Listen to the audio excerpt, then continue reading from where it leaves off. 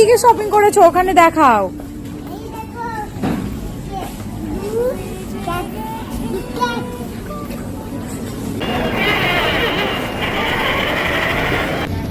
আর এখন মায়ের জন্য কোল্ড কফি নেওয়া হয়েছে। Hello hello.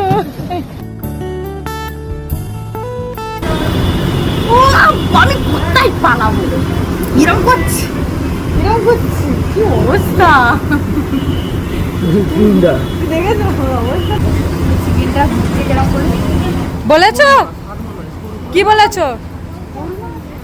সেখানে মানে নিজেই অর্ডার দিতে চলে গেছিলো আর আমরা জিজ্ঞাসা করছিলাম তুই কি অর্ডার দিতে গেছিস, বলছি মশলা কোল্ড ড্রিঙ্কস অর্ডার দিয়েছি আমি।